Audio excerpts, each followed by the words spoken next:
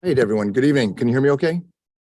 Thanks very much for coming. I'm Mike Green. I'm the relatively new CEO and professor here running the U.S. Studies Center. We are embarked on a number of research projects. Our motto is analysis of America, which you'll hear, insights for Australia, which you'll hear, solutions for the alliance. We're looking to understand the United States. I'm a creature of Washington. I've worked in the White House and different parts of think tanks and government and universities. And our mission is to help Australia and Australians understand, make sense of US politics, US society, US culture. Maybe now that I'm here and not in the US, I can make some sense of US politics and US society and US culture. But also we work on policy ideas, policy solutions, things that help not only Australia and the US, but the region and the world as we look at challenges from climate change to economic decoupling and protectionism. So with that as backdrop, and with the US midterm election just around the corner, we commissioned a major national survey in Australia, of the Australian public, the United States, and Japan, to get a regional perspective on what people thought about the US midterms in American politics, but also what they thought about some of the big policy challenges we face, like climate change, strategic competition, and disruptive and emerging technologies. And the survey is available on the table if you didn't get one. It clarifies some things. It's confusing in other ways. It paints a picture of concern about US politics and US democracy. We asked Australians and Japanese, how many of you think this election, this midterm election, matters to Australia or to Japan? And, you know, over 70% in both countries said it matters. We didn't ask that in the United States, and I wonder if we would have gotten as high a number. We asked, are you worried about different aspects of American democracy, the ability of Congress to function, misinformation, and other things you'll see in the report? You know, Americans, 70% on average, were worried in most of these areas. On a bipartisan basis, Republicans and Democrats were both worried, probably worried about the other side, but worried. Australians were worried. Roughly half of Australians said the election is important to Australia and we're a bit worried about some of these trends. The Japanese response, less worried. Less than 20% of Japanese were terribly worried about American democracy. But Australians were concerned. So that was an important illumination of not only the fact that this election matters to Australians, but why. And there was, at the same time, a different trend. When you asked Americans about the alliance with Australia, unbelievable partisanship. At a time when Americans are becoming partisan about a lot of issues when it comes to alliances with Australia, with Japan, with Korea, never more bipartisan. The number of Americans in our survey, we've asked this every few years, who think that Australia makes us safe, makes Americans safe, jumped 15 points.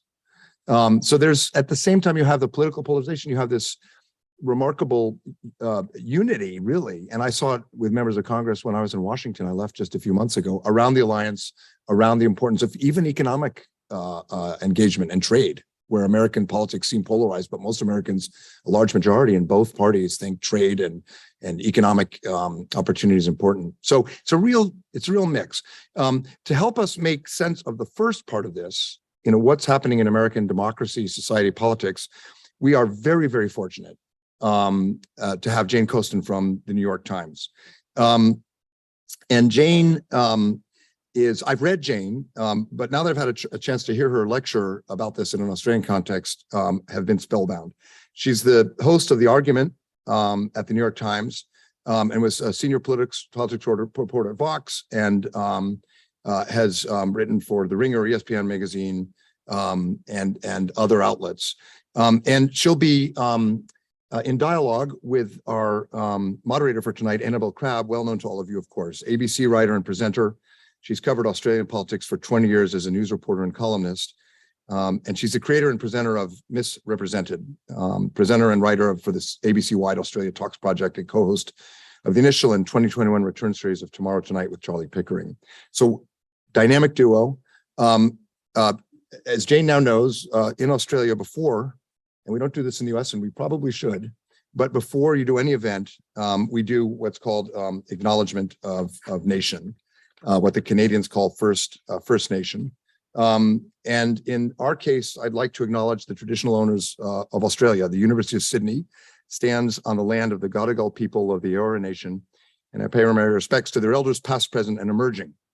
And for those joining us remotely, and we do have an audience online, I further acknowledge the traditional owners of the country on which you are on, and pay for respects to their elders, past, present, and future. And with that, Annabel, over to you.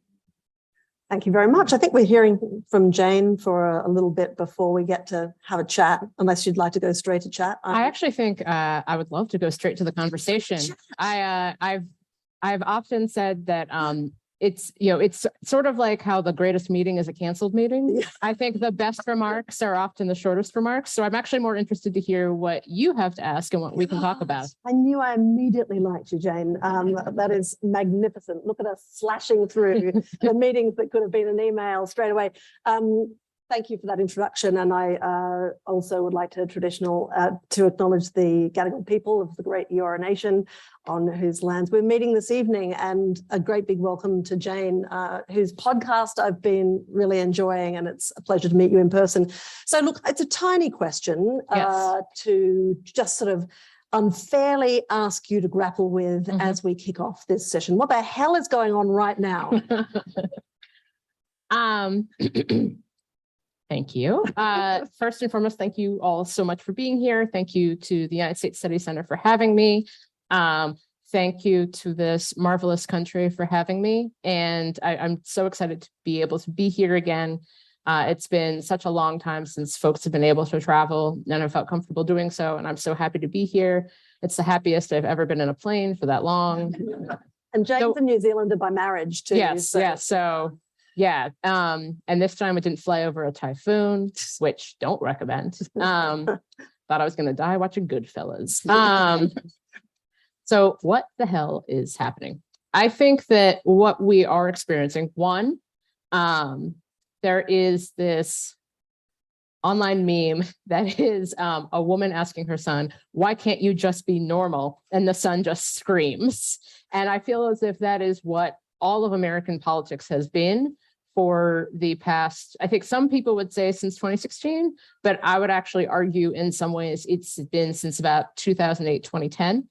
I think that we started seeing the leading edge of this a bit during President Obama, the Obama campaign, not the campaign, but how people responded to his campaign. And I think that what's happening now is the result of years and decades of events. I think often about how for many Americans, they are still dealing with the ramifications of the Great Recession and with the ends of the Iraq and Afghanistan war, and a host of events that have made them incredibly distrustful of anyone who purports to be able to tell them what to do, and yet weirdly trusting of someone who says, I know what's best, and what's best is whatever you want. And I think that in some ways, this midterm election is the ultimate kind of, in some ways, the end point of all of this coming together. So you have the traditional party that has the White House doesn't do well in the next midterms. That's a given. I think the best performance for a party during a midterm of the last memory was in 2002. That's when Republicans had control of the White House and Congress, but September 11th had just happened. And so everyone was still on the hurrah war bus, which is a funny moment to think back on now, thinking of how Republicans think about that era and think about George W. Bush. They seem weirdly enough to be such simple days. Oh, yeah. Just when at the time I remember thinking, well, this is very crazy. I know. No, it's been, I was a freshman in high school. It's been a strange time, but I think that, so I think that the Democrats struggling in the midterms was kind of a given, especially a Democratic Party that was given control of Congress and the White House in the way that it took place in the midst of a pandemic, in following the attempted insurrection on January 6th, and with the titular head of the opposition party spending most of his time screaming on internet platforms that no one joins about how the 2020 election was stolen from him. I don't think that there really is any precedence for that, but I will say that the Democratic Party struggling initially in these midterms is not terribly surprising. Midterm elections in America tend to be people saying, it's kind of the what have you done for me lately election. And in general, you do not want to be the person in power. You want to be able to say, well, if you just elected us or me, everything would be different. And you know that like in 2 years, they'll be like, but things aren't different and everyone will be mad again. But then you're already in Congress, so who cares? But I think what's changed a little bit is, one, I think that the Dobbs decision that overturned Roe versus Wade made the Supreme Court once again this massive issue, and the issue of abortion brought it back to the states, where I think there are a lot of people with regard to Roe versus Wade in America who believe that even if abortion should be legal, that it should be a state decision. And I think that the challenge has been that so much of state decision has been basically like, let's just let the Supreme Court figure it out. And then they did. And now there are a host of states in America that have abortion laws now currently on the books that were passed in 1850. And so I think that there are a lot of people, specifically women, who were motivated to head to the polls and motivated to vote for Democrats because of that decision, and a host of Republicans who had spent the past 50 years talking about abortion policy that now actually had to put together an ideal abortion policy. So there's one piece that's making things a little crazier than they would normally be. Another, I think I would just want to add, though, that everything hanging over this it's not about 2022. It's not about bills. It's not about who controls Congress. It is actually about 2024. It's about the next presidential election. And I think that it's sort of like, if you know that you've got a final exam coming up, but first you have to take the midterm. I think that there are a host of people who are basically seeing this midterm as, if this goes in any specific direction, what will that tell us about 2024? What will that tell us about who wants to run for president? What will that tell us about the orange person and whether he's going to run for president? And I think that is explaining some of the panic. And especially because Trump's chosen candidates in a host of races, the people he's endorsed, some of them are doing pretty well, and some of them are not. You have Trump tends to favor people who he knows from television, which would explain the Dr. Oz. Or he knew Herschel Walker from his failed, he ran the United States Football League in the 1980s. So he knows Herschel Walker from that era. And that went really well. So it's going, the USFL. Famously, there isn't a documentary called What Killed the USFL. There is. It's pretty good. And so I think like those candidates are doing well, but it's fascinating now to watch the Republican Party try to have Trumpism while shoving Trump into a closet. Okay. Because he keeps injecting himself into races unhelpfully in Colorado and elsewhere, and yet they need him, but they don't want him. So there are a bunch of things that are making this feel crazy. Also because every election since 2016 has been insane for everyone. 2018 was, people watch elections now with a degree of political hobbyism that is nothing like what I experienced growing up. There used to be a time in which people, like random people on the street, would not know who the Speaker of the House was. Now people like Nancy Pelosi is one of the most famous people in America. And that used to not be like that. And so I think that there are just a bunch of things culminating to make a country, my beloved country, a country I will never leave, full of insane people, feel even more insane. Okay, so it's about 2024, but it's also about these state gubernatorial races, right? So, which particularly in view of the Dobbs decision, I mean, that's super significant for female voters in a whole bunch of states, right? So I wondered if you could give us your view on, because you read little bits about this from time to time, what has been the voter enrollment effect of that decision, do you think? So I think that there has been an increased voter enrollment from women. And we saw that there was actually a special election earlier this year in Kansas, which is a very, interestingly, Democratic governor, because the Republicans ran a maniac. I believe I can call, I'm allowed to call him a maniac. He actually was a maniac. When Kansans think you're too ridiculous, you're too ridiculous. But anyway, they have a Democratic governor, but it's actually a very conservative state. And there was a bill put forward that would have allowed the Kansas legislature to create extremely stringent abortion laws. And I think there were a lot of people that this was supposed to be used as a bellwether to decide, how people were feeling after Dobbs. And the answer was that, as with most things, it turns out that a lot of people who thought they knew how they felt about abortion didn't. And you've heard from a host of people who think of themselves as being anti-abortion conservatives who then thought, but this is going too far, or I don't want this. And the bill wound up failing in Kansas. And so I think that there has been both a voter registration impact. I think it has also complicated a lot of people's votes, even if they wanted to vote for a Republican, even if they are themselves opposed to abortion. During this week's debate between Dr. Mehmet Oz and John Fetterman, there was a moment in which Dr. Oz said that an abortion should be a decision between her doctor, and local political leaders, which seems like a lot of people to include in a doctor's office. American doctor's offices are not that big. And so that was something that you even heard from conservative voters, in which they were thinking, well, that's just too much. And there is something about the vast majority of American voters, let's say, imagine like a rugby pitch.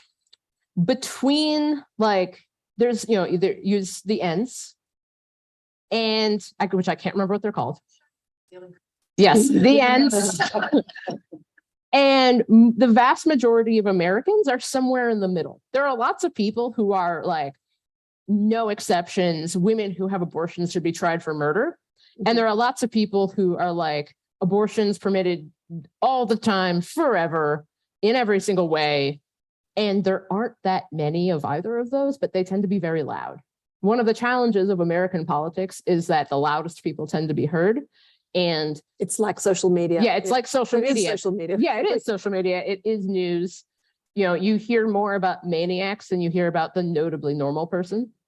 And so it turns out that a lot of people's feelings on abortion and a host of other issues are more complex. So you've actually seen a couple of candidates like Republican Blake Masters in Arizona. He used to have on his website about he was 100% pro-life, no exceptions for incest or rape, essentially wanting to prosecute women. And then he deleted it all from his website.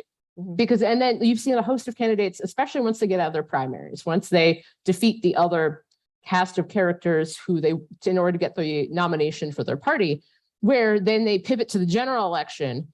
There's one candidate in Wisconsin, I believe, where his big thing in the primary election was being like, he looked like the meanest biker you've ever seen. And he was super, super MAGA all the time. And then in his general election, he's wearing like a sweater vest. And he looks sort of like someone who might be able to fix your internet. And it's just the funniest thing to see. Everybody's just attempting to pivot because attacking to the center is time-honored. Right. They're attacking to the center, but in such a way that's fascinating because it's on an issue in which there are the people who are. It's fascinating because it's one of the times in which often issue groups and people who are deeply motivated by a certain issue, they try to get candidates and others to tack away from the center. But on this particular issue, so for instance, there was Senator Lindsey Graham put forward a federal abortion bill that would have limited abortion to, no abortions after 15 weeks. And that went against every conservative saying like, no, it should be a state decision. And Lindsey Graham's like, I don't care. That's my Lindsey Graham imitation. Thank you. And nobody went for it. Not one person went for it. And some of the most powerful anti-abortion groups in America wrote letters saying, if you don't go with this bill, we'll remember this. And it didn't work. And that never happens. There are lots of very powerful issue groups in America that will write letters or get people who get their emails to not vote for you. And this is one of them. I believe it was the Susan B. Anthony Foundation, but no one went for it. And then they sent another letter saying like, actually, we're going to rethink this. We'll come back to you after the election. And it was a fascinating moment of seeing how people's political priorities changed as a result of this decision. So in this country, we're one of, I think, 11 countries in the world that enforces compulsory voting, yes. right? Like It's sort of with sausage unremarkable. sandwiches. I know we bribe people with fried meats, but also you get a fine if you don't vote. So, and it seems unremarkable to us, but I think you'd probably be assassinated for suggesting a similar system in the US, right? But do you think that voluntary voting kind of encourages a system whereby you weaponize upsetting issues in order to garner voter turnout? I think, I mean, if you The want people answer to is- turn out, you get them mad or Right. you get them scared, right? right, exactly, which is true. I also think that in America, the idea of voluntary voting is supposed to be about the optionality of participation. Mhm. And there's something, I've been thinking about politics for a very long time.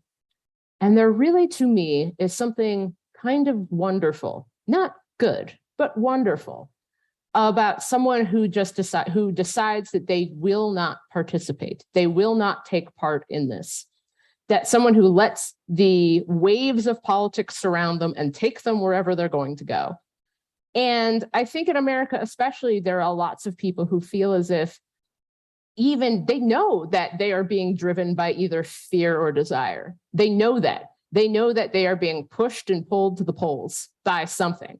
And that's why about a third to a fourth of Americans don't vote. They also don't vote because they don't see something on the ballot that appeals to them. They also don't vote for any number of issues, including I just didn't want to, or I'm not able to because I have a prior felony offense, or any number of other issues. And so I think that the challenge is, one, you historically requiring Americans to do pretty much anything hasn't gone well.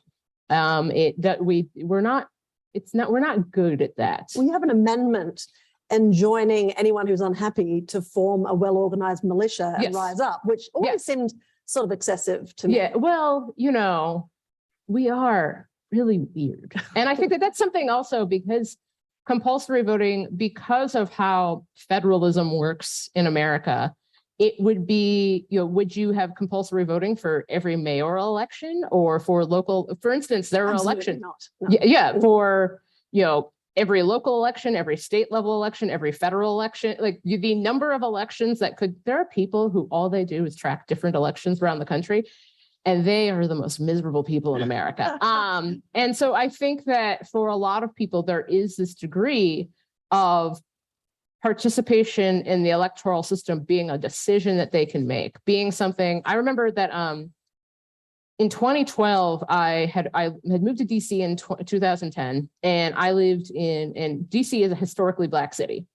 And that's changing somewhat through gentrification and also a host of other things. A lot of African Americans have moved to the suburbs of DC. But the area where I lived, a neighborhood called Trinidad, was still a very Black neighborhood. And I remember the 2012 election going to my polling place and watching a very elderly Black man who needed two people to help him walk, getting off of the bus from his nursing home and walking in with two people carrying him. And he pointed at all of us and said, "I'm voting for Obama." And then he walked in, he voted, and they carried him back out. And I think about that a lot. And I think about the efforts that have been made to restrict voting, something that we're still seeing today. And yet in Georgia already, early voting numbers, more than 1 million people have already voted early in Georgia. And that is not because of voting restrictions or attempted voting restrictions. That is in spite of voting restrictions. Like I said, don't tell Americans what to do or try to stop them from doing something that they want to do, because we are maniacs. And so I think that is something I've always found. I understand the draw of compulsory voting. And I also do wonder if we had a system by which every single member of where there are about 335 million Americans, let's say that 200 million-ish are about of voting age, a little more. And I would be very curious to see what a country that looked like if all of them decided. But there is something to me about the way in which people make a singular decision to participate or not to, that I think is interesting in its own way. Recently, I mean, I think in your most recent podcast, you interviewed 3 younger Americans, and I'm interested in your perceptions of that newest generation who are new to being able to vote and who have grown up. I mean, I was struck listening to you talking to them that they all had been politically conscious in a time that has been so crazy that trying to describe how normal politics functions would be like trying to describe the color blue, right? Right. Yeah, I mean, that was something, I'm 35, my freshman year of high school, like the second week of high school was the September 11th attacks. And so I think that is something I feel a generational kinship of having everything in your entire life. You know, it pretty much went like 9/11, Iraq War, Afghanistan War, Iraq War, Great Recession, Trump. There a lot of other stuff happened in those times, but that's how it felt. And I think that if you're this generation, your first election that you remember being conscious of, if you're, say, a freshman or sophomore in college now, so you're 18, 19, is Trump's election in 2016. And then there's, then there's a global pandemic, which means that you maybe didn't get to attend your senior year of high school and everything. And then you had the 2020 election, which was that. And so what I was struck by also was, one, that the general hopefulness of younger people still remained. All of them talked about how they were scared about the future, but they were all determined to stick with it and fight for what they believed in. We had one student, they are a young person, a young liberal person living in Indiana. And I asked them about voting when you kind of knew that probably your party wasn't going to win. And they just were like, I know that, but I'm going to keep voting and I'm going to get my friends around me to vote. Can lose by less. Right. But it still meant a lot to them to vote. And so do you think that the response to these circumstances being engagement rather than disengagement, right, do you think that's a broad pattern? I think so, especially because what I hope, now again, this is my desperate pleading hope, is that something that seemed to happen after 2016 was that a host of liberals remembered that there are these things called local elections. And it turns out that no matter who the president is, you could have a mayor who did something completely different. You could yourself run for office. There were a host of people in 2017 and 2018 who ran for state houses, ran for governor's mansions, ran for on all sorts of issues and put forward ballot issues. And that led to a lot of change, like, police reform or marijuana legalization on a host of issues changed because everyone remembered that the White House is not the most important thing in the face of the earth. And so I hope that, and you heard especially from kids, one of the people on the episode, she was from the region where from the area near Parkland where the school shooting happened at Marjorie Stoneman High School. And they got really, really involved in the fight against gun violence and the fight to put in place more gun laws. And that was something they just felt absolutely determined to do. And that was something that also meant that they were learning a lot about how gun laws are passed at the state level, often the very local level. That was something, and that's something where you can get a bunch of people to sign a petition and you can have people listen to you. And if you show up in really big numbers, people will kind of have to listen to you. People might not listen to you at the federal level, but they'll care if you're screaming at them at a city council meeting. I don't recommend doing that, but you could. So I think that that was something I was really struck by, that people had grown up in a very weird political era, but at the same time, they were still 19, 20, 21-year-olds thinking about politics and thinking about how they were more, even if they were conservative, they were more progressive on a lot of issues, especially just because people's politics is complicated. And so I think I found that very reinvigorating. What I didn't want to do, though, is we tend to do this thing where we project all our hopes or fears onto young people. They'll fix this. That to either you're going to save us from our own problems, or you're morons who only eat avocado toast. And so what I didn't want to do was to say, like, there's something people do like, oh, this is the generation that's going to save us. And I'm like, no, why would you? You're 45. Go save yourself. Like, you're old enough to go do it yourself. Don't ask your 18-year-old son to do it.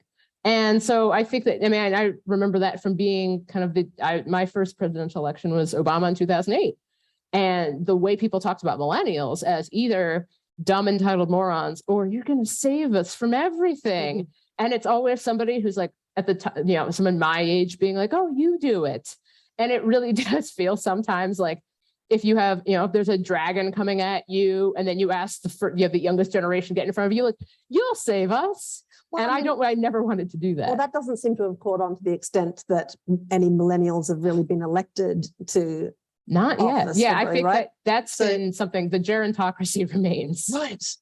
So now that you've raised the awkward question of age, we might turn to the president. And I'm going to ask you where you think he's placed at the moment, because, you say that these midterms are about 2024. Well, is he going to be running again in 2024? I noticed that he posed a dangerous rhetorical question just in the last 48 hours where he said, well, if you think I'm not up to it, don't vote for me, which is... Well, I think here's the thing that's interesting to me. One, I think he will want to run for office again. I don't know if that means that he will.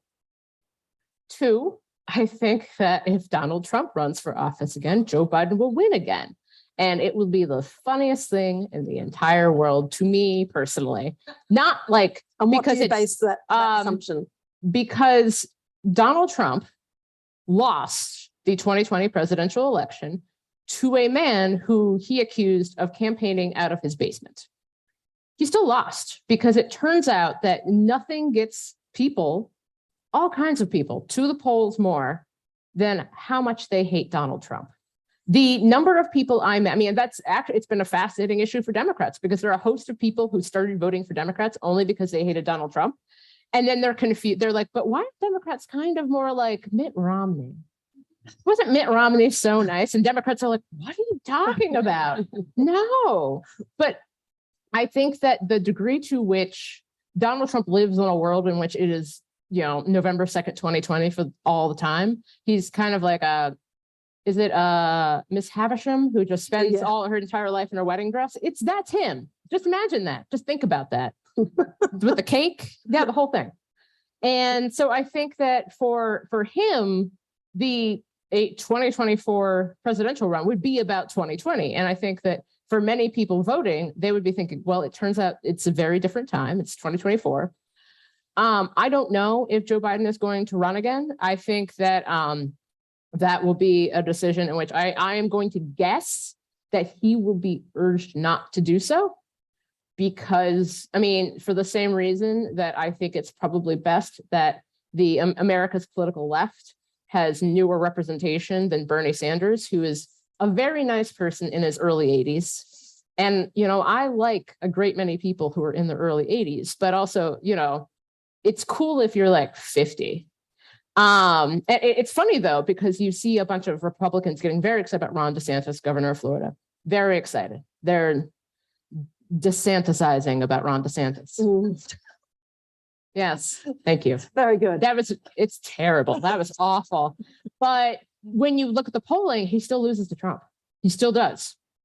That's not because I don't know what would happen in a national election. It turns out that the people who are polled and the people who vote are two different kinds of people. Bases are different than mass voters. I always say that when you talk about the Republican base or the Democratic base, it's the difference between have you heard a Beyonce song versus have you gone to a Beyonce concert?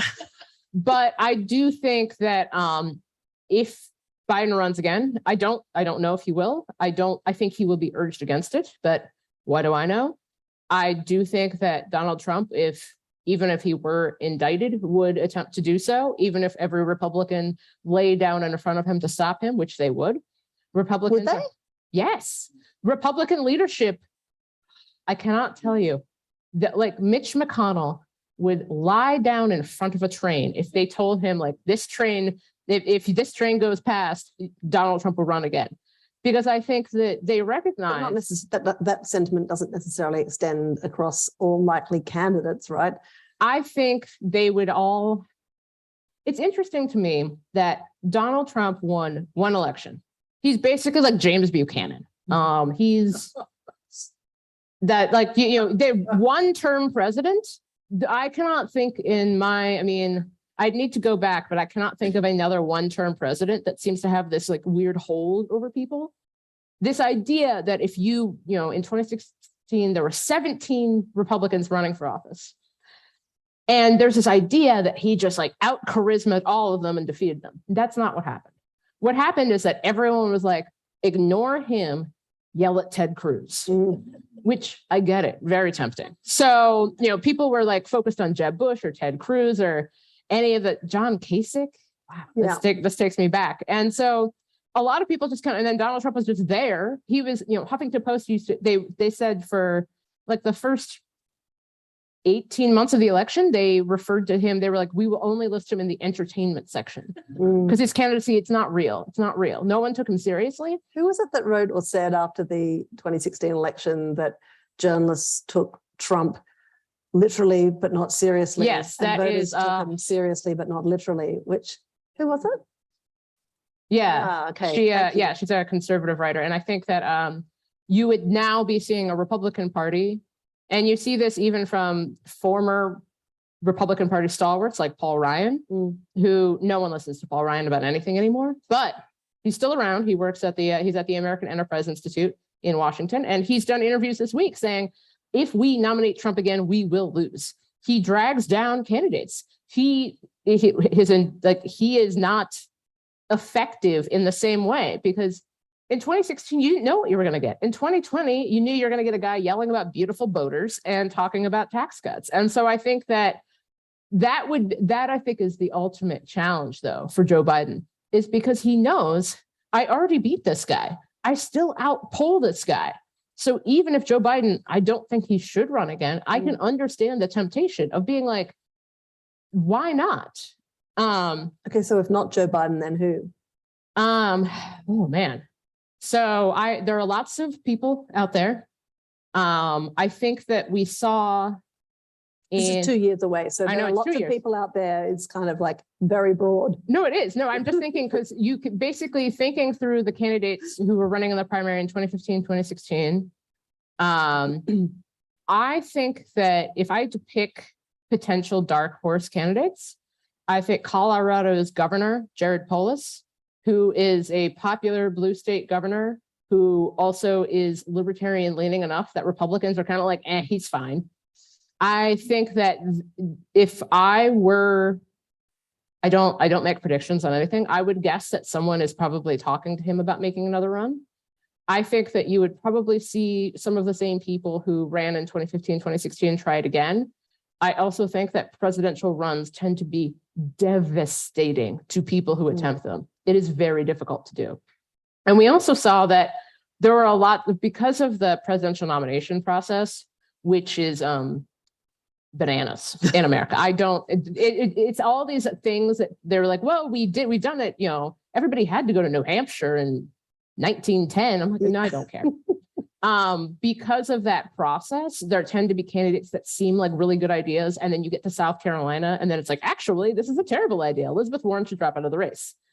But I think that you will see Democrats run who are essentially doing to borrow a previous president's platform, even though he did not do this. Warren Harding argued that he would be a return to normalcy. He was not. He was a scandalously bad president who also conducted a lot of affairs in closets. But I think that there will be people who want something that's like not of the gerontocracy. That's not Bernie Sanders, not Donald Trump, not Joe Biden, not these kind of older people. They will want someone who has political experience, but doesn't feel like they've been in your face this whole time. There's a real sense, I think, from talking to people that they're just tired of everybody. They're just tired, if you've been on Stephen Colbert or they've seen you on The Daily Show, there's kind of this like, you're kind of tired of it. And so I think that there are going to be people who run who are governors or who have been strong gubernatorial candidates. There are people who are going to run who I think believe that they have more force of personality, perhaps than they actually do. That's why I would think that Governor Gavin Newsom would attempt to run. That would not go well at all, but he would do it because no one listens to me. And so I think that there will be a host of Democrats who think that this is an opportunity, especially because you will be able to say that it's 8 years since 2016. If you were born on election day in 2016, you can now play little kid soccer. Like this, it's time to break from the past. It's time to say something different. There was going to be people who were like, Michelle Obama, she doesn't want to do that. Like being president is terrible. It's exhausting. Running for president is almost worse. And so, but I think that there are going to be younger Democrats, probably not the most, dyed-in-the-wool liberal candidates, but the people who are like, I have shown that I can operate a state, especially during COVID. I've shown that I have political experience. I have shown that I know what I am doing and I am not a maniac. That I think that those would be the people who look to run. So you haven't mentioned someone who you'd assume would be an automatic candidate in these circumstances, who's the person who's been the vice president for the last few years. Kamala Harris, very nice person. Her presidential run did not go very well. I think that the challenge that she has is that her presidential run, I think for many people was ineffective. That's the funny thing about politics, is that there's what you've actually done, and then there's how you performed doing it. So as vice president, Kamala Harris has been, to me, pretty good. She's been asked to do a lot of very difficult things. She's been asked to talk about border policy with Republicans who don't want to hear anyone talk about border policy. She's been asked to talk about a host of issues that in general, people are already biased against her. And as far, I think that one of the, being vice president is a very strange job. It's, historically described as being like the worst job because you're not even like the guy. But I think that the challenge is that she is politically perceived as not as being unsuccessful and not very adroit politically. And so I think that, that's one of the challenges, is that you can do any host of things. You can be someone who people remember later. It's been funny being, in America, and people are like, well, this person seemed like, now thinking back, don't we kind of miss this person? And I'm like, I remember you did not like this person at all. So there's kind of with their actual actions and how those performances of their actions are perceived. Do you think, and I'm only asking this because in this country we've had one female prime minister, and ever since she lost office, I think there's been a certain reviewing of the treatment that she experienced in office, and a recognition that the first woman in that office gets a weird ride because they're the first person to be wearing a skirt, and kind of people are like, there's something about her. I just think I don't know what it is, To what extent do you think Kamala Harris's situation has been flavored by race and gender? I think it has been, especially because it's interesting because you see a host of people who are like, no, but I like this woman. Yeah. Or this other woman, just not that woman. And it's never the woman who's running. It's always like the other one. Like, why not this person who isn't running for office, or this nice person who isn't running for office? I think that it's also a matter of how people perceive. I think, in 2020, people were going into the election in the midst of everything that was taking place in America. You had COVID pandemic. Then you have the murders of Breonna Taylor, Ahmaud Arbery, and George Floyd, all happening. It seemed in a very short period of time, but Ahmaud Arbery was murdered in February, and it was only when the video of his murder became public in May that people were like, oh, this is awful. And you saw this massive investigation from the state of Georgia. And I think that to many people, Joe Biden, who announced his candidacy by referencing the Unite the Right March in Charlottesville, and when he won the South Carolina primary, essentially because of African-American voters who saw what the available options and chose Joe Biden. I think that there was a sense of like, we know who this person is. And yes, I'm sure that race and gender played into that, of finding like this trustworthy, nice old white man. But it also was this person you've known for a very long time. I also think that another piece of this is that Kamala Harris, it was interesting to see how Republicans tried to hit her with being a cop, with her past as being, the Attorney General of the state of California, while also trying to argue that Democrats weren't nice enough to police. But I do think that her past in California was a particular challenge, where especially in that race. I don't know if 2020 had not happened. Let's just say that we went straight from 2019 to 2021, and we don't have the same kind of mass conversations about policing, and we don't have the COVID pandemic. I don't know if her candidacy would go better because people would not be perceiving her through that lens. But I do think that all of that culminated in making it so that I think that, I don't know if she's going to attempt to run again. I would doubt it. But I would say that I think that all of that tied together proved to be a massive challenge. And yes, obviously, race and gender played into that. I think that the way in which we think about politics is that we think about politics in context, and race and gender, of course, plays into how we perceive that.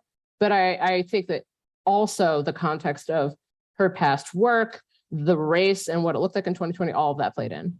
Okay, and you swung past Georgia a minute ago. Yes. And I want to ask you about Georgia. Mhm. Because it seems to me like in this completely bonkers landscape, there's a huge hunger to know what's going to happen, right? Yes. And you did a recent podcast about polling and whether it's actually making the situation worse. Arguably, it is, I think.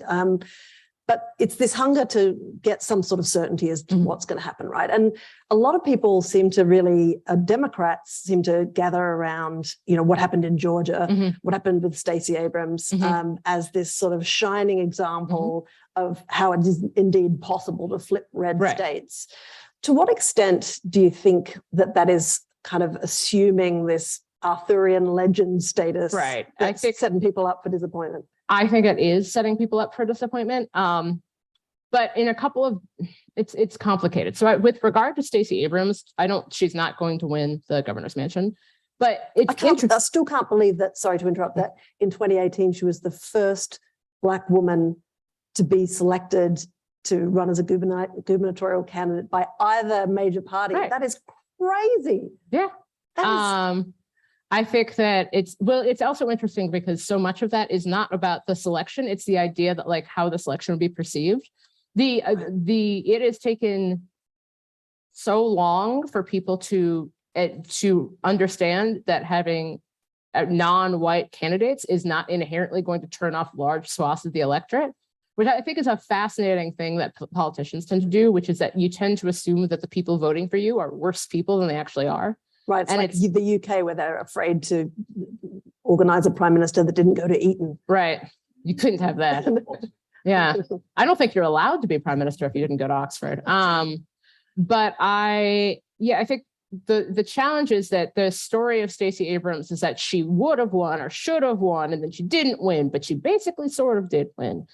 And then she organized this mass voting apparatus to help Democrats win the Senate and get 2 Democratic senators from the state of Georgia, which is sort of true and sort of not true. I think, she did not win the Georgia governor's race. She did help to organize a mass number of voters, specifically African-American women, the steadiest voting bloc for Democrats in America. No matter how many times Democrats try to be like, let's go after white working class men again. I think that the degree to one, you can have policies that appeal to lots of people. The idea that like you got to do the black lady policy and the white man policy and not just the like, doesn't everybody kind of like this one policy? I think that that's somehow this big challenge for politics. But also one of the other things that happened in 2021 is that Donald Trump told Republicans to stay home, that it wasn't worth it, that the election had been stolen because he'd called, Brian Kemp, who I think will win the governor's mansion again, which is actually, to me, fascinating because he stood up to Trump and was like, the election was not stolen here. You're a weirdo, go away. And like, stop calling various people in Georgia and threatening them to find me 11,000 more votes. And yeah, he's called, yeah. And so he called, basically is having all of these people pressuring him, and he did not. And I think that for a lot of Georgians who will probably vote for Brian Kemp for governor, but then vote for Raphael Warnock for Senate, because they perceive that Brian Kemp's been a pretty good governor to them, as far as they, as much as you think about your governor that much, and that Herschel Walker does not seem like he should be your senator. But I do think that Stacey Abrams organizing a large number of women to vote and organizing a lot of people to register to vote, making it seem as if it is politically possible for Democrats to win in Georgia, I think that is something that is underestimated. That has so much of our conversation about the South or Southern states is that somehow these states, which have the largest percentage of African-American citizens, are still states that you perceive that in Mississippi, in Georgia and Florida, in Alabama, that African Americans won't vote or couldn't win, when that wasn't true in Reconstruction, and that's not true now. And so I think that the story of Stacey Abrams has taken on that kind of Arthurian legend, but the part about getting people to vote and organizing people to vote and making it clear that voting would matter, I think that is really important. Okay, I'm mindful that we've been talking for some time, and I promise I will give you all an opportunity to ask questions in a minute, but I'm going to hold on to my exclusive deal for just a little bit longer. We haven't talked about the economy yet, which is kind of nuts, because that's another major issue. With our eyes have been drawn to these sort of barn door sized moral and flammable issues. So in America, people are feeling the same sort of stuff that we're feeling here, inflation only even worse.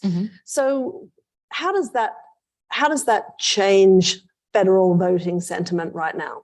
I mean, I think it definitely makes people more inclined to vote for Republicans, not because Republicans have a better plan on the economy. I think Pete Buttigieg made the point recently, like, can you name what Republicans are going to do on inflation? And the answer is, you have no idea. The only thing. So it's just a basic mummy daddy thing. Sort of, yeah. It's essentially how midterms work, which is that you don't like what's happening here, so you vote for this other person. I will also say, the writer Josh Barrow made the point in his newsletter this week that Democrats in some ways are suffering because in early 2021, Joe Biden and Democrats helped to push through a massive stimulus package, which meant everybody in America got money, which was great, except that caused a massive increase in inflation. And prices went up, which was not great. People did not like that. And so I think that there's some degree to which the ramifications of that are still playing out. And it's interesting because I think that voters are, I'm a voter and I have complicated opinions. And so you can vote for, you can understand that, like, you don't really like this person, but you want something different from the economy. And if you are a candidate and you are focusing, if you say that you're going to do something about the economy, granted, what you can actually do when this is a global economic problem is somewhat mitigated if you're running to replace Abigail Spanberger or something like that. I think that it's just playing a role in just saying, like, these people aren't doing it right. I want to look at this other person.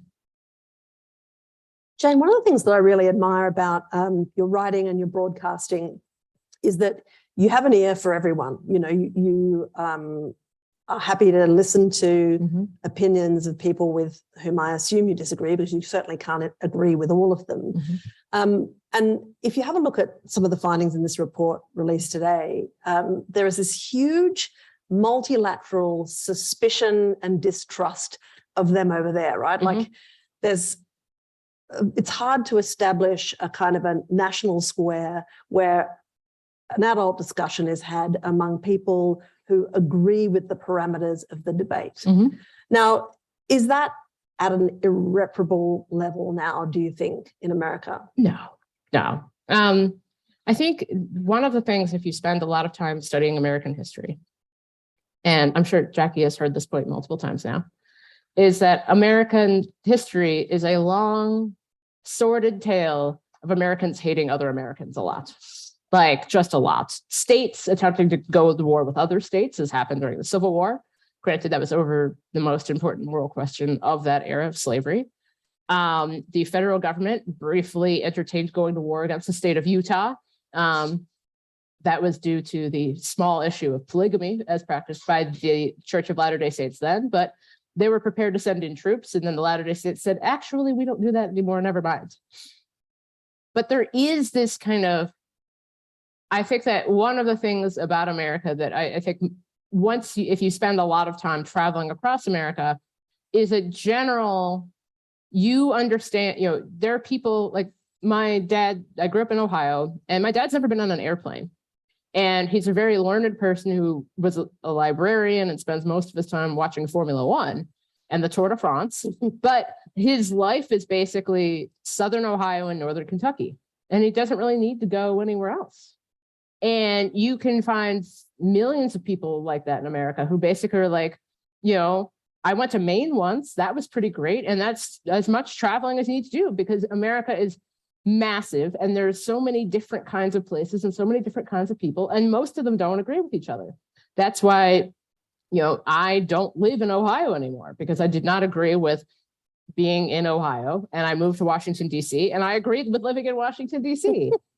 And you see a host of people, people move across, you start out in Michigan and move to Seattle and you're like, this is so much better. Or you are born in Seattle, move to Arizona and you're like, I never have to see rain again. And it's the ways in which people move across America towards places where they want to be, away from people they don't want to be near, is kind of the American story of the movement of peoples. But I think that the suspicion and enmity that people feel is magnified and then projected back onto people by a media culture that is nationalizing local issues, that is telling people in Baton Rouge that their biggest concern needs to be that someone's going to make their schools like Seattle schools, and then telling people in Seattle that you need to be very afraid because there are white nationalists in Alabama who are going to come hurt you, when both are probably pretty unlikely. And I think that now I often think about this, that we know more about each other than we've ever known in the history of human time. And maybe we shouldn't. That there used to be a time in which you might never meet someone from Maine or that's for a reason. Indiana. And, maybe that was okay. But, the cat's out of the bag and flight prices are going down.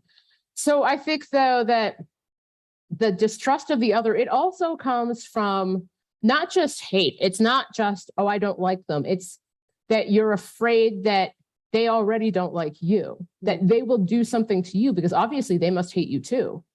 And I think that kind of enmity worries me, that kind of where it's a fear-based enmity. It's not, it's not good old-fashioned sports hatred. Sports hatred in which you understand that you are playing within the same rules, you are playing the same game. It's just that they suck and you don't. That, I think, that's something that's different. This is not that. The kind of enmity that's based on, I am afraid of what they would do to my family if they were to come here. And you get that not from ever interacting with them, but from projections that you receive through the media.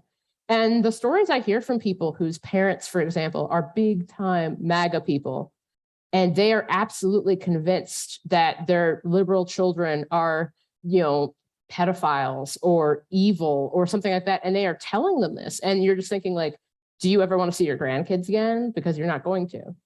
And then, you talk to conservative parents or something who their kids are liberals and they moved away and they never see them anymore. And that kind of enmity that comes from this kind of fear, that can break families. I think that concerns me. And that's something that is being magnified by a media culture that knows that nothing sells like either something being really sexy or something being really scary. Mm-hmm. And I think that's something that's really challenging because people will say that they want civil debate and argument, but it turns out that in general, people click on the worst thing you've ever seen. Oh, you won't believe what this person said. I took a tour through Australian magazines, and you have a magazine that's called That's Life. And all of the front stories were something, it was either, so a woman gave birth in a pub, Yeah. or something terrible And happened. then was eaten by a python. Yes, or something like that. And then like also how you can get $300,000, one of the two. And so I think like that culture, it's tabloid culture. That's what's effective. But I am concerned about that type of fear-based enmity in our culture. Talking about sexy and scary, I'm just going to get you to give me your hot take before we go to questions on religion and politics, the current status of the evangelical vote. What are Christian nationalists, and are they going to be influential in these midterms? Well, I think that it's a challenge. It's a challenging question because I think that one, the evangelical vote, when you say that, I know what you mean, but we are also talking about a specific group of people that is separate from people who would identify themselves as evangelicals. Many people, when we're talking about the voting bloc known as evangelicals, we are not talking about Christians who believe that Christ died, and rose again on the third day, who believe in evangelizing, who believe the Bible is literal. We're not talking about that. We are actually talking about a voting bloc who, in many ways, recent polling has shown that, for instance, I think like 40% of the people polled who consider themselves evangelicals do not believe that Jesus Christ is God, which if you're Christian is weird. That's kind of, part of the point.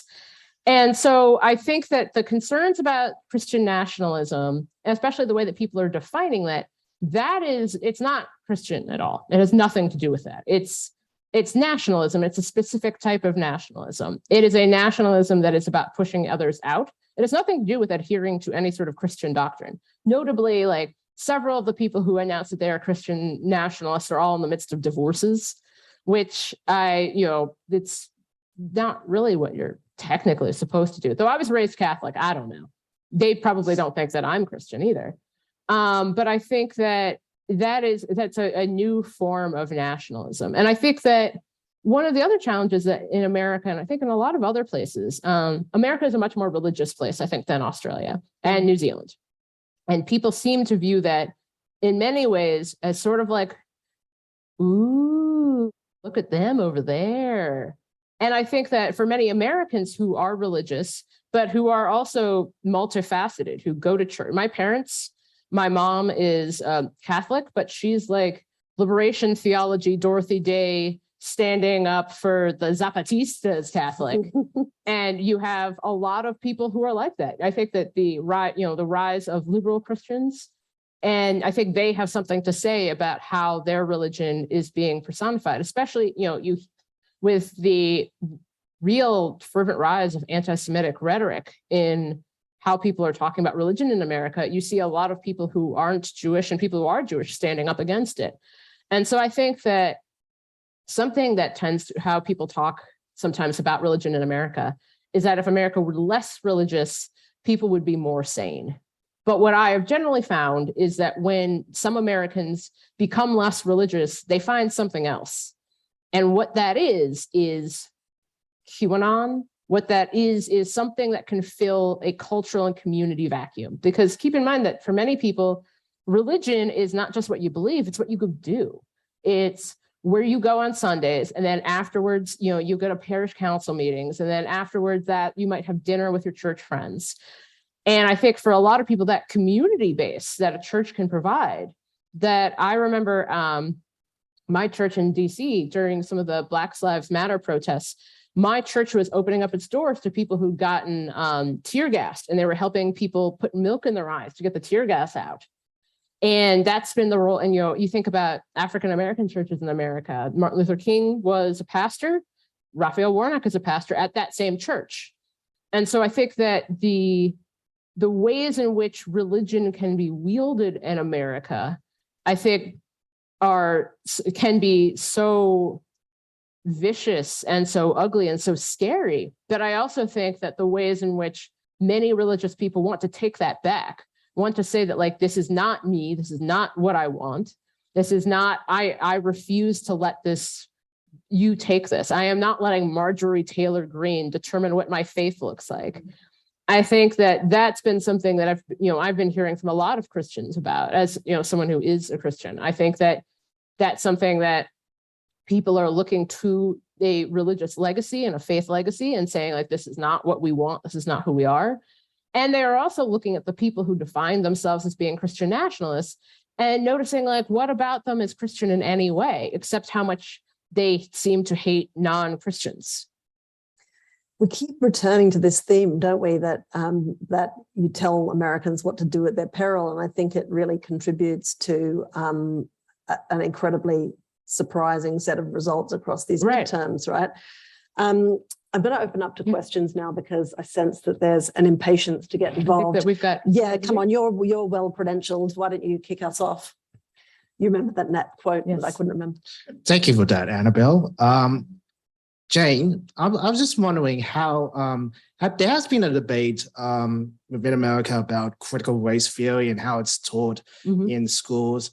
I'm aware that the 1619 Project is actually taught in the curriculums of public schools in America, and there has been a very vocal opposition against this kind of teaching, and it's led by conservative activists, but also like a grassroots level of organizations. So I'm just wondering, how would that have any impact on the midterm? The second question is with regards to Trump potentially running for the 2024 election. What happens if he wins? And if people think that it's more than likely that he would lose, but somehow the opposite happens, would there be any accountability? So your first question, it's interesting because the 1619 Project, which is a project put together by the New York Times magazine, it's interesting how it became like this big giant thing. And it's also a big giant thing by people who think they're rock-ribbed populists, because I was like, yeah, American coffee shops are riveted by discussions of the New York Times magazine. But that was a package of stories about the impact of slavery on American life, whether that is the use of sugar in American culture or kind of the history of medical racism, the belief that, for instance, African Americans are less vulnerable to pain. I think that is critical race theory is a specific thing. It's interesting also because I think that many of the people who were the biggest, Derek Bell, who passed away a number of years ago, he would not have seen the 1619 Project as critical race theory. He would just seen it as like an interesting historical package that is too late. One of the fascinating things about studying critical race theory, which is examining race through a number of different lenses, particularly, for instance, Derek Bell's biggest theory was the idea of interest convergence, which is the idea that the only reason the civil rights movement worked was because the US needed to have something to go against the Soviets, which were using American racism and propaganda. I disagree with that because it basically makes it sound like the civil rights, like that pretty much the American government was like, oh, okay, which I'm pretty sure that Martin Luther King would not remember that being how that went.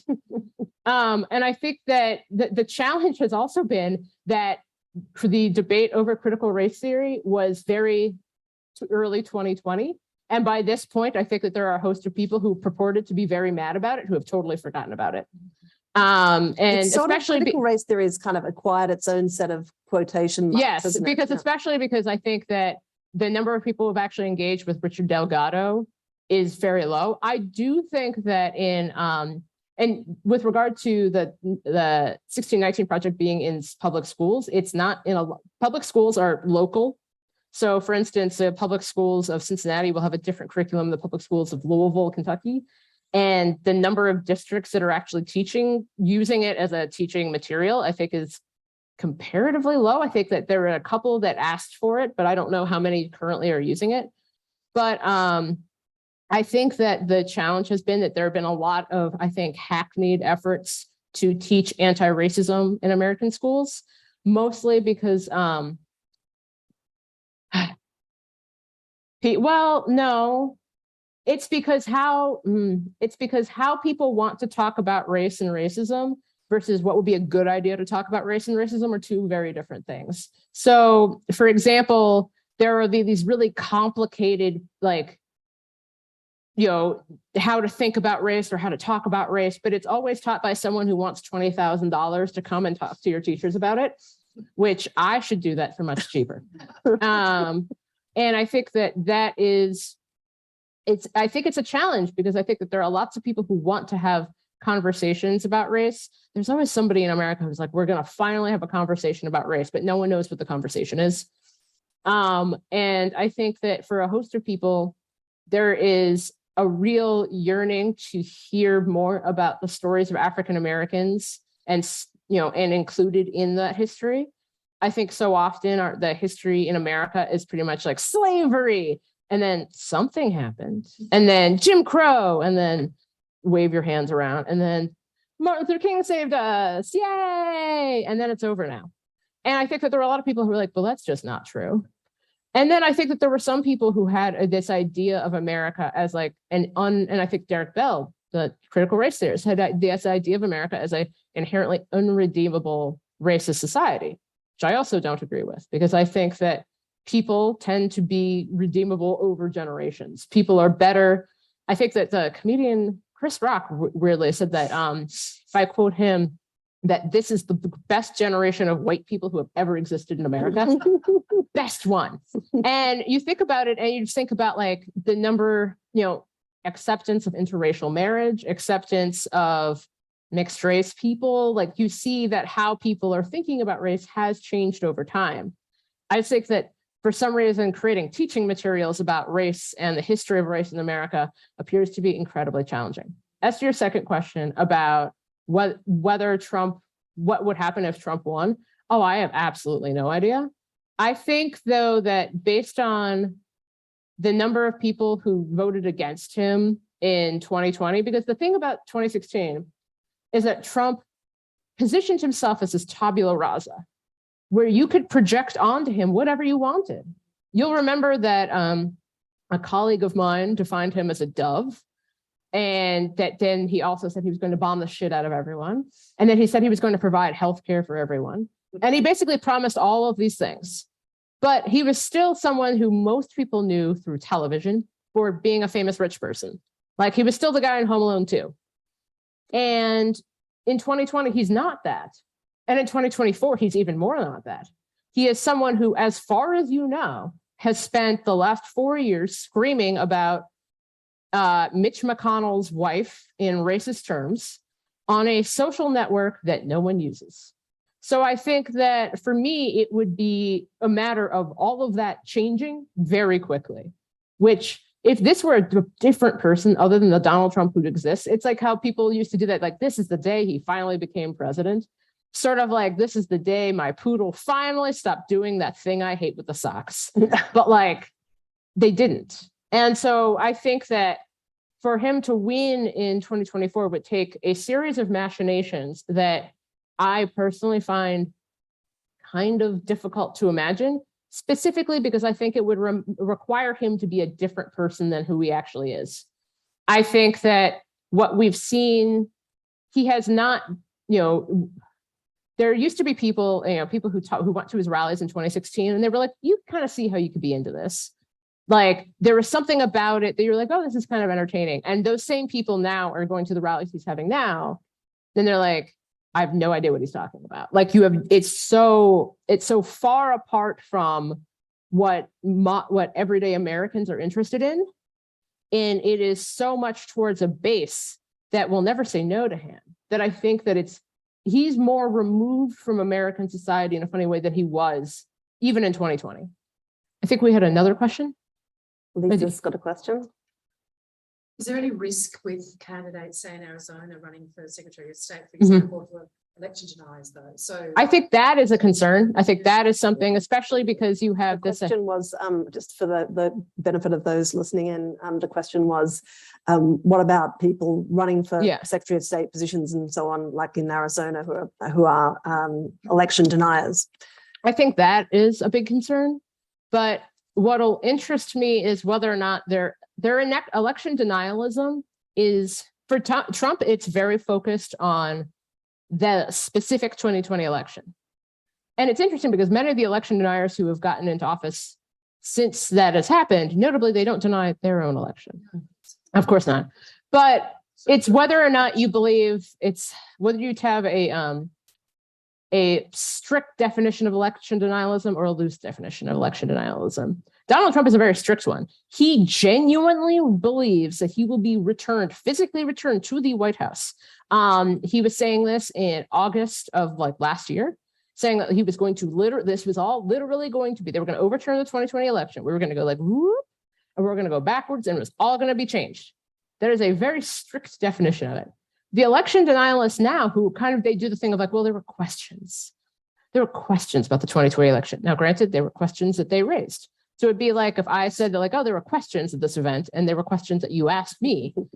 So I think that is a concern, because that is a concern about not just federal elections, but that is a concern about other elections, especially if the result does not match with what they want it to be, especially because there's this idea that if you ran the election in the right way, the correct candidate would win, i.e. a Republican.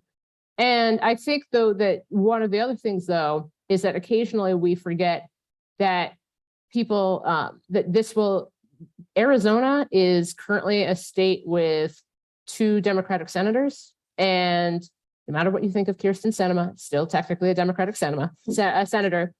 And so I think that what we're seeing is, yes, that is a big concern. But I also think that sometimes we talk about Republicans as if they are simultaneously all powerful and big morons. And occasionally, and that's how Republicans talk about Democrats as simultaneously an evil cabal, but also idiots, which it's really hard to run an evil cabal if you're an idiot. It just is. So I think that it's best to think about all of these political machinations happening in a context, and to think about each of these actions then being responded to by the Maricopa County Democratic Party, being responded to by law enforcement, being responded to by the Department of Justice, which is still controlled by a Democratic president under the executive branch. So I think, yes, it is a big concern. It's a big concern when you have people who are running for office on the idea that certain people should win elections and certain people shouldn't. But I also worry that people will be convinced that it just doesn't matter if they vote because the result is already determined. So I think that that's kind of how I'm thinking about it. While we're on this question of the midterms, can you just give us a bit of a flash of what the real world possibilities are post this vote? I mean, you've got a president who's going to introduce legislation, essentially ratifying Roe v. Wade. What sort of legislative environment is he likely to have? Well, it will likely be a gridlocked Congress. But Probably. that's how you like it in America, right? Like it's designed to be gridlocked. It's designed so that nobody People can ever do anything. say they want that, and then they're mad when Congress doesn't do anything. But I think that there is I think people find a remarkable comfort in stasis. I think that there's this idea sometimes that if nothing happens, that means nothing bad can happen. And I understand that. I understand the idea that like, and I always think about this when I talk to people about this, that like, imagine if your political opposite had complete control of everything and they could do whatever they wanted. Would you want them to just be able to go nuts? And so I think that it will be a very difficult legislative environment. What's interesting though, and I think we talked about this a couple of days ago, is that it will be a legislative environment in which on cultural issues, nothing will go. There are going to be a lot of very silly investigations into things that people do not care about. However, on a lot of foreign policy issues, especially with regard, you've seen Ukraine funding that has been, Republicans and Democrats, no matter what you hear from some loud people, generally are in agreement on wanting to continue supporting Ukraine. You've heard that on, you see kind of Congress moving in lockstep on issues with regard to China, the Chinese government specifically with regard to the CHIPS bill or with regard to concerns about, I was saying a couple of days ago that the issue of the Chinese government provides a lot of things to everyone, because whether you want to be a Republican hawk on China and be Josh Hawley and yell about things, or if you're a liberal and you want to talk about human rights concerns with regard to the Uyghurs or with other issues, and you kind of see, you can talk about Taiwan, for example.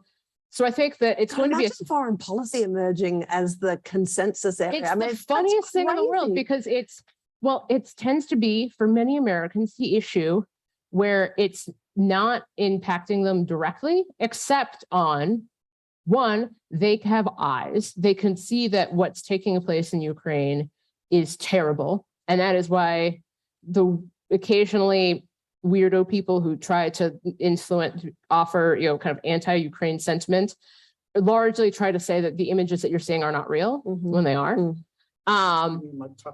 Yeah.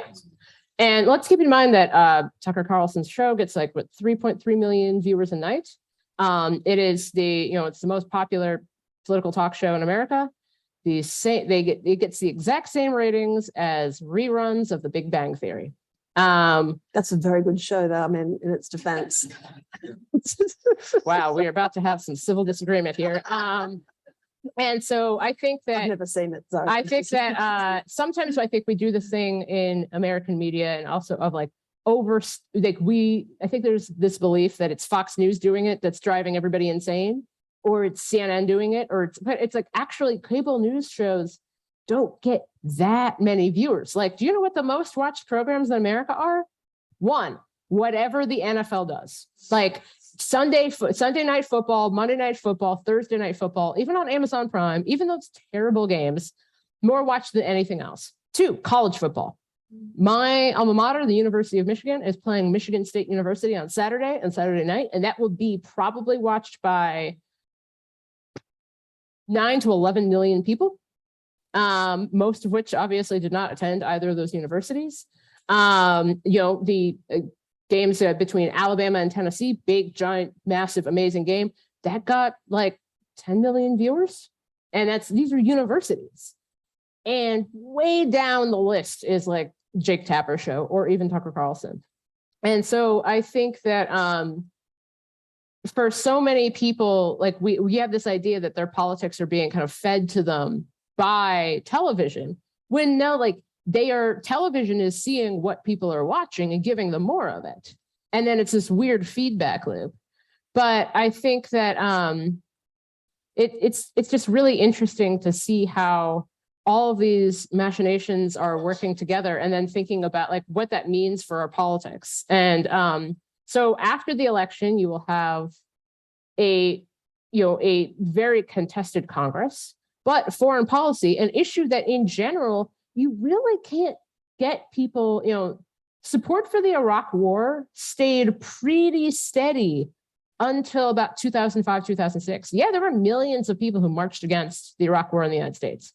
But in general, voters were like pretty okay with it for a really long time. And then they just sort of annoyingly forgot about it, unless because of how the US military is structured now, that it has become something in which there are people who serve in the military and most people don't.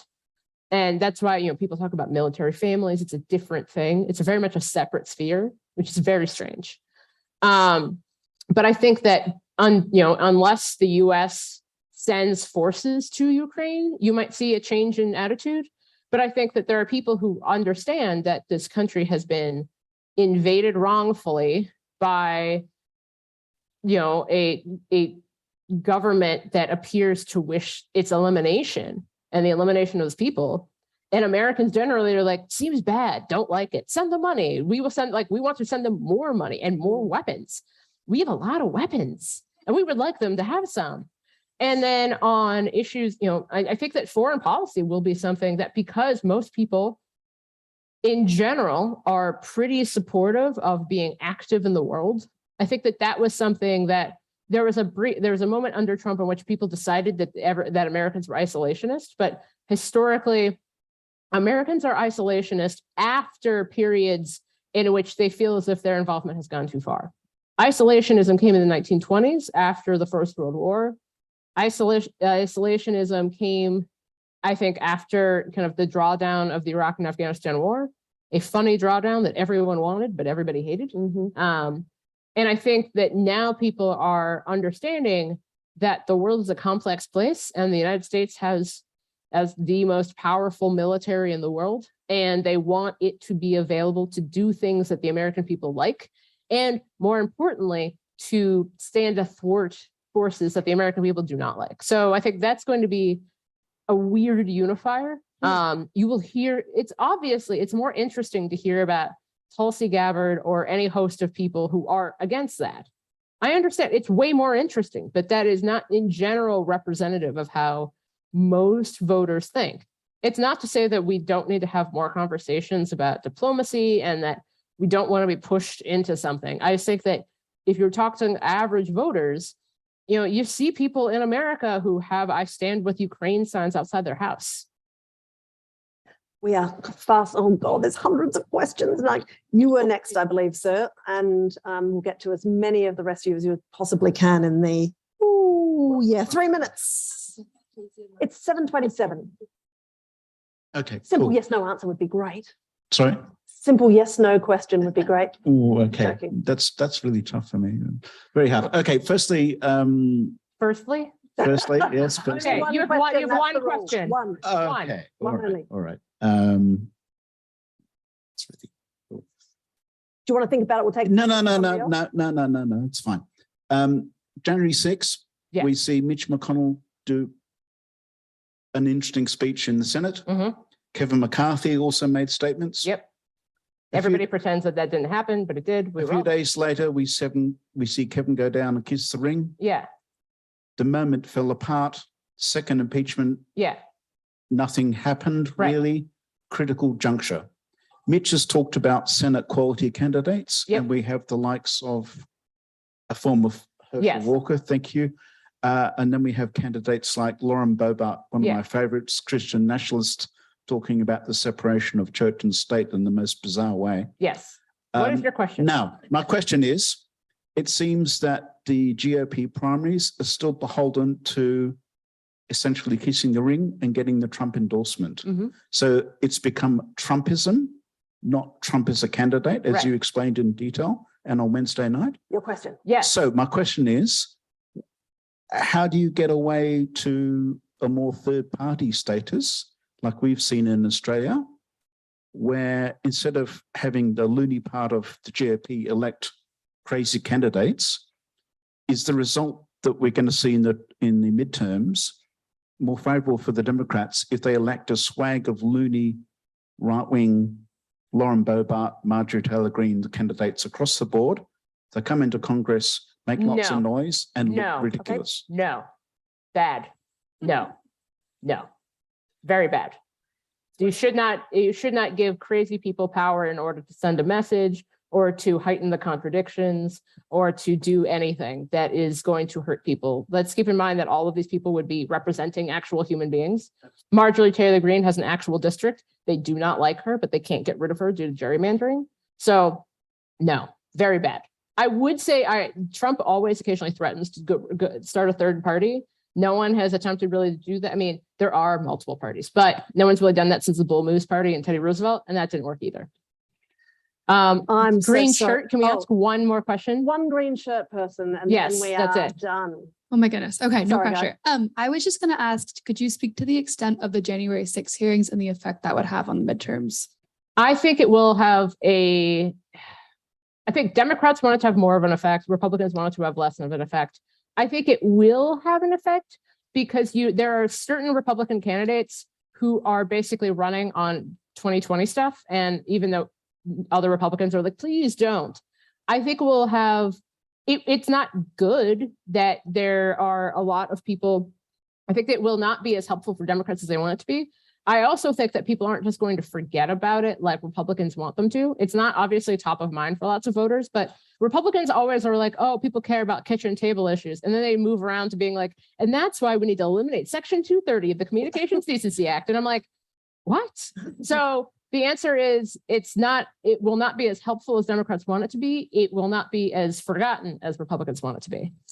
Jane, listening to you is so entrancing. We could all be here all night doing it. And I do encourage you, if you are wanting to hear more of Jane's voice, definitely follow The Argument. It's a great podcast you post very regularly, which is every highly gratifying. Wednesday, which is not Wednesday for you. So it would show up Tuesday. Yes. No, today. So there's a new one today. Oh, yes, there's a new one There's a new today. one today. Yes, Yeah. Thursday. Thursday? Yeah. But look, I think everyone in this room, I would be speaking for when I say thank you for Thank the you so much for having clarity me. and the broad-ranging wit and insight that you bring to this completely demented landscape. Yes. I mean, you are a great guide. Oh, thank you. And thank you for being here with us. this Absolutely. evening. And I think that And Annabelle, thank you to you.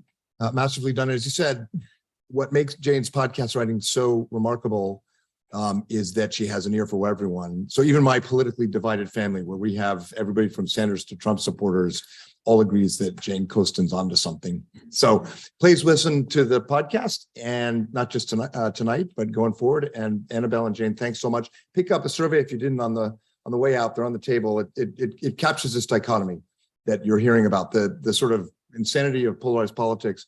And I've worked in Washington in and out of government many years. I've never seen more bipartisan consensus behind closed doors around the alliance, around Australia, around Japan, which we also surveyed. And I think Australians need to understand that. Yeah. It's complicated. We're what's the word? Weird, maniac, whatever. Extremely Oh, yeah. weird. We're Analysis really of weird. America, insights for Australia. We're maniacs. I think that we are. Complete maniacs. Thanks so much. And thanks Thank for you. joining us.